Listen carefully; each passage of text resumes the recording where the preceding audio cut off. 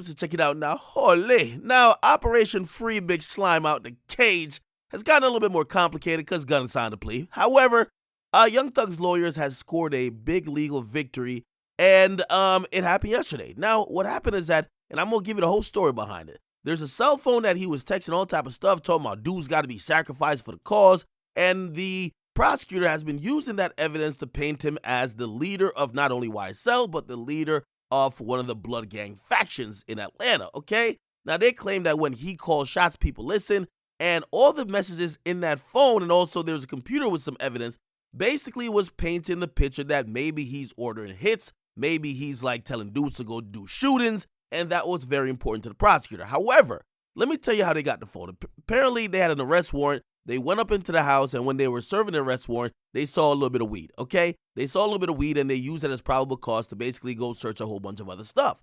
So they took a cell phone, and they took some computers, okay? Now, they tried to get into the phone, couldn't get into it. This is 2015. They couldn't get into it. They sent to a company to try to get into it, can't get into the phone, okay?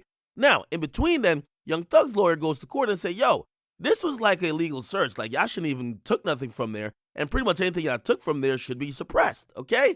Now, number one, it was suppressed at that time, but here's the thing. They didn't get anything, okay? So they didn't get anything off the phone at that time, so it basically got suppressed. However, like 2 years later, the company that was going into phones for the police had the technology to get into Young Thug's phone. They never returned the phone. So they actually, and this is the illegal part, that's why Young Thug won the motion, they went into the phone after the judge already suppressed the information, and this shit should have never happened. So the company went in afterwards, and basically the prosecutor was arguing that, well, we didn't have the technology then, and basically Young Thug's team was saying, who cares? According to the warrant that you guys executed that you had the phone on, you shouldn't have had the phone to check it 2 years later. And also, the evidence got suppressed.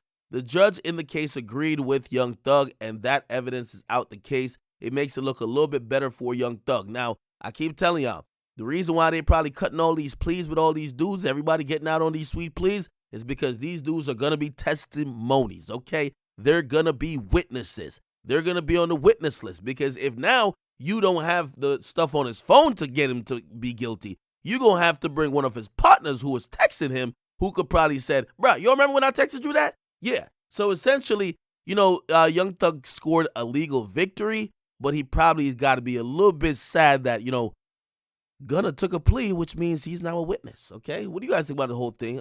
Get a comment box, but you guys like them, subscribe. And by the way, when I say that Gunna is a witness, it means that if Gunna is asked to testify, he must testify under oath and truthfully. And as long as whatever he's saying is not going to jeopardize his criminal status, he got to tell on other people. Okay, get in the comment box, what you guys like. What do you guys